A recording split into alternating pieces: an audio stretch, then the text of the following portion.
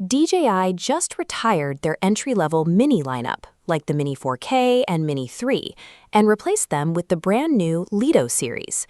These are built specifically for beginners who want a lightweight drone under 250 grams that still delivers around 30 minutes of flight time.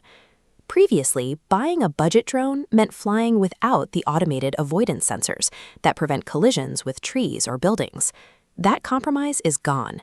With the Lito series, beginners no longer have to sacrifice collision protection, as premium flight mechanics are now the standard baseline. You have two options here, the affordable Lito 1 and the more premium Lito X1. When it comes to flying, they share identical capabilities. Both give you full omnidirectional obstacle avoidance and the complete active track system, including spotlight and 360. This chart shows the shared baseline. Every checkmark populates these 4 rows across both drones: the same sub-250-gram weight, avoidance systems, tracking, and battery life. If they fly, track, and stay in the air for the same amount of time, why does the Lito X1 cost more? While both aircraft handle identically in flight, the real distinction lies in how the camera processes light and the specific conditions you plan to shoot in. To see where these drones diverge, we have to look directly at the camera gimbals. The Lito 1 uses a half-inch camera sensor.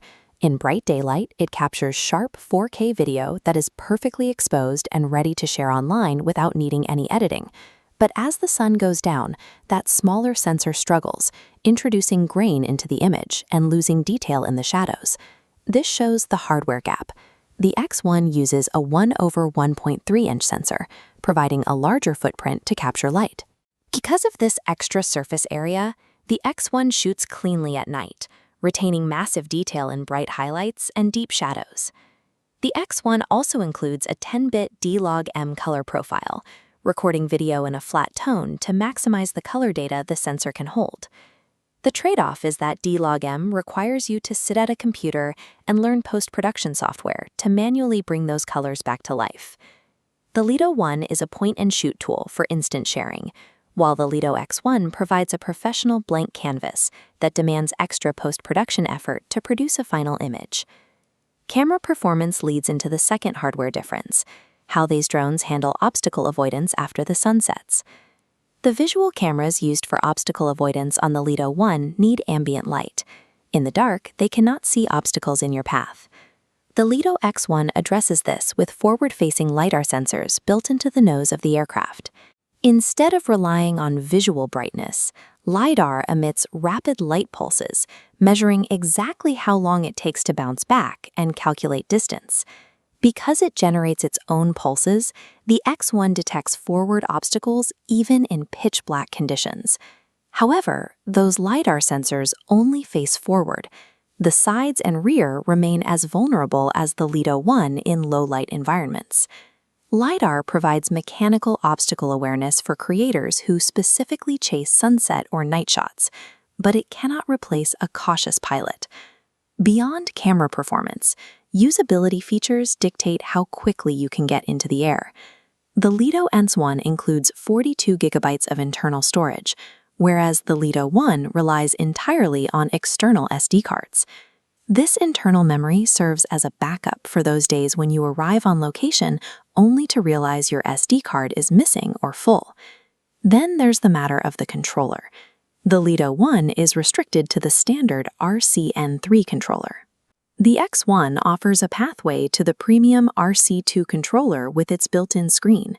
Using the standard controller requires you to plug in your smartphone, which drains battery and leaves your flight vulnerable to interruptions from incoming texts or calls. The RC2 controller keeps your phone free and speeds up your launch time since you don't have to connect any cables.